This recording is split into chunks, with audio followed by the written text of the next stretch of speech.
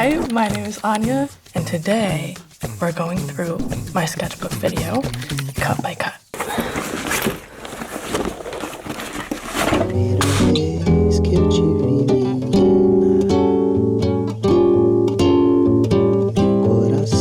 The first thing I did starting the video, I wanted to start it like you don't really know what's going on, what is she looking for, and then here we reveal the sketchbook.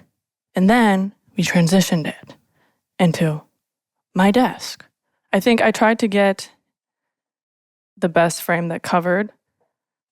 And, they don't match up perfectly. But when it does play, it flows into it okay with the motion of it going down. And then we go into this little stop motion. And this is also where I begin the music, because that's like, the video is starting.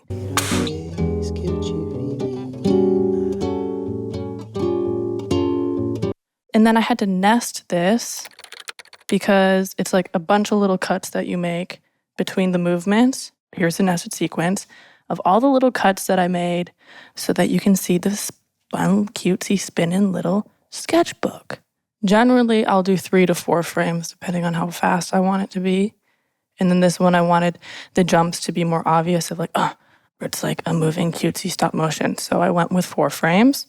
I copied the nested sequence a few times so that you can see this spinning multiple times. Then the final nested sequence here is so that I can zoom in slowly. And then here is a cutesy little YouTube-y thing with the little writings that are moving a little bit. And that's also kind of the same method as the stop motion. You write out whatever you want to write, and you create like 3 different versions of the writing.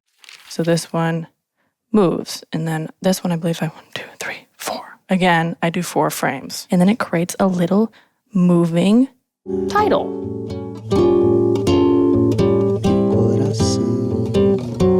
As a kid, my favorite things were pink, feeling like a princess.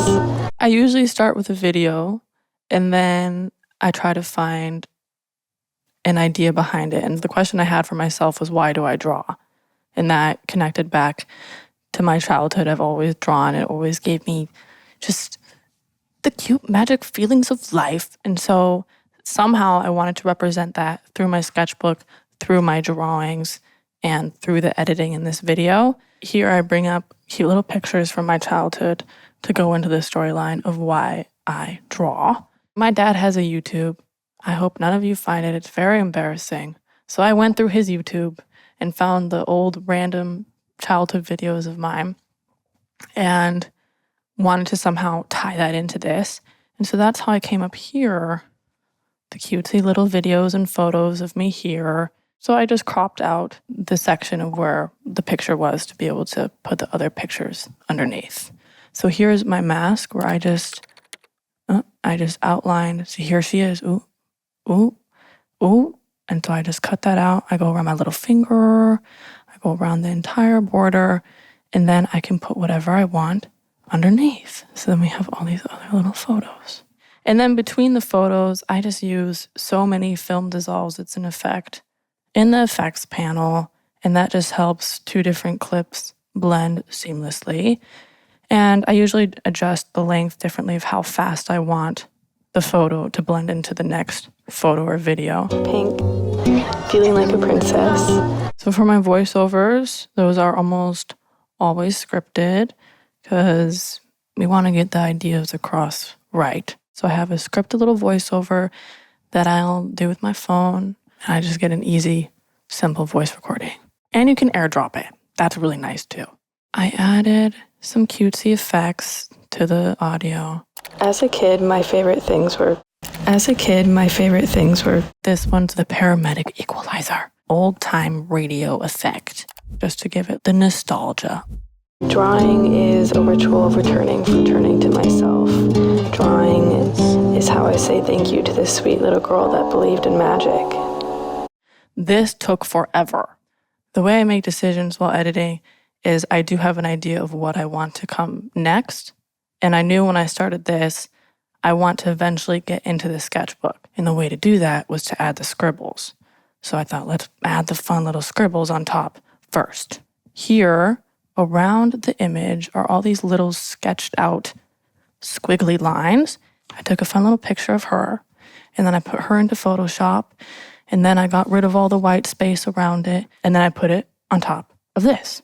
I wanted it to look like it was like moving, like the lines were like alive and it was like happening. I have 2 different layers here. I have one that's just normal, not moving. And then on top of it, I have this like shaking version of it. A sweet little girl that believed in which magic. I just did the same thing I did earlier, making this like little stop motion thing. And then this one looks kind of rigid. She's not moving in a fun way.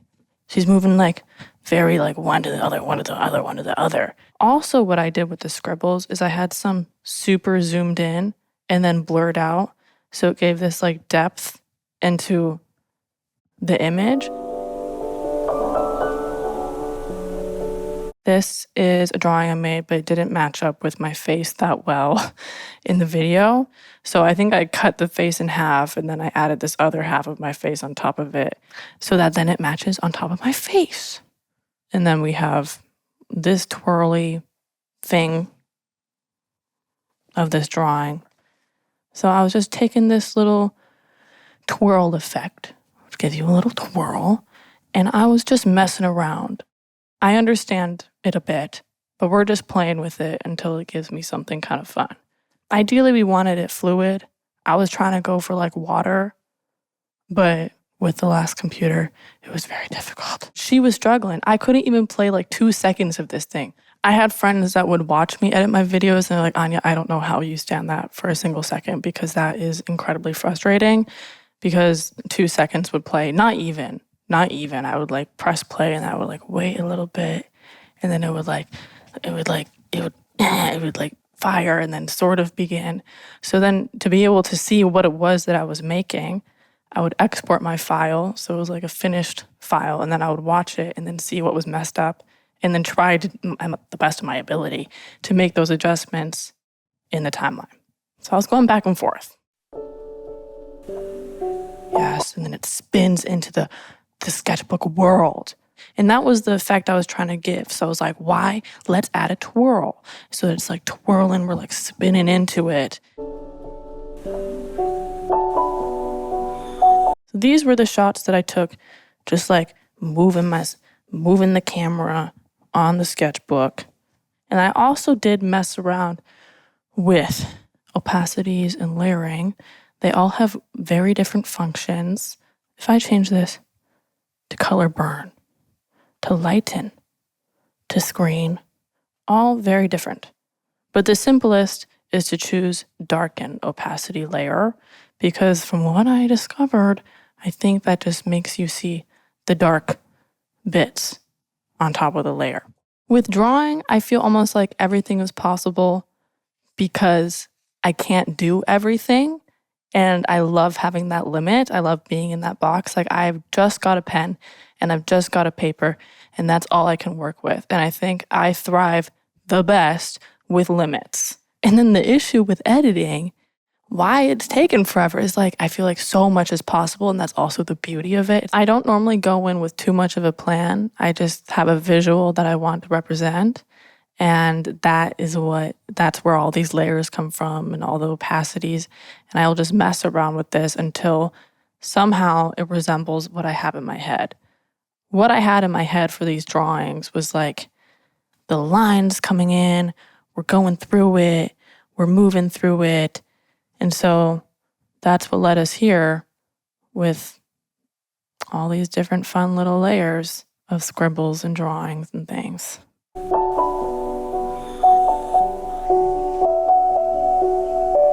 I was trying to get this back and then into my face because what I wanted to do, which I'll play here, was layer the drawings on top of my face. So then she's revealed from the background. And then slowly, my face is revealed as well. And we have the other little faces coming. They speed up. It's like showing drama, like something's gonna happen.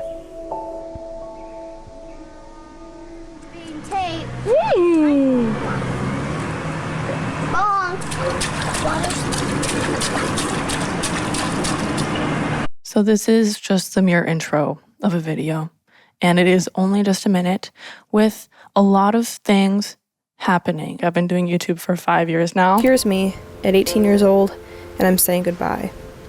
And I remember the beginning of Premiere, it was so frustrating. You need to know the little things and where to find it and what is it even called. And I think that's also a really fun creative place to be in, because when you're starting something out, it's just an obsession and you don't even think about it that much. So that's how I began. To the art room where I edited videos and made random abstract pieces that never won awards. Really trying to kill time in high school and editing videos.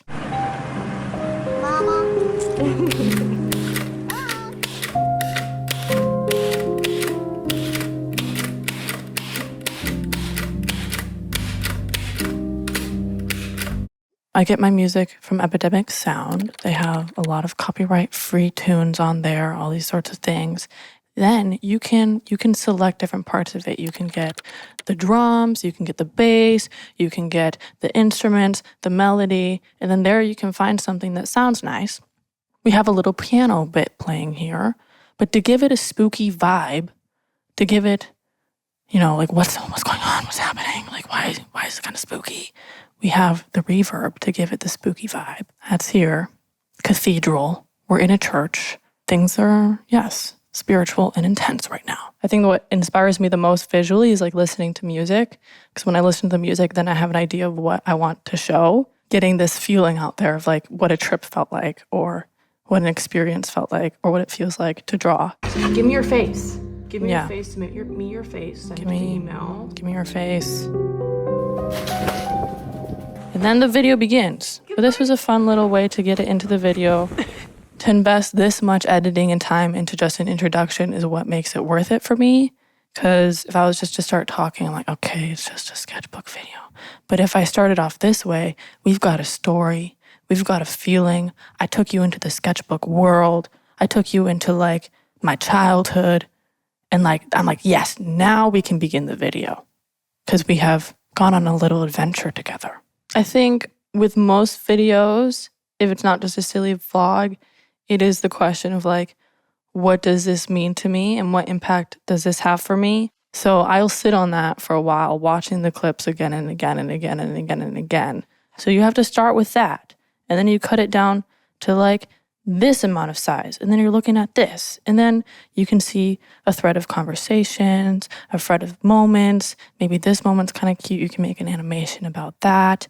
And then you're breaking it down more and more and more and more and more. And I think organically, it does somehow just come to the core of what it was once you're working on it enough. You can't overwork it. That is definitely possible, but it will get there. And if you do have the question in your mind, what did this mean? What is this story? What did this feel like for me? What was this experience? You'll get there eventually. And that's what I'm looking for when I'm editing.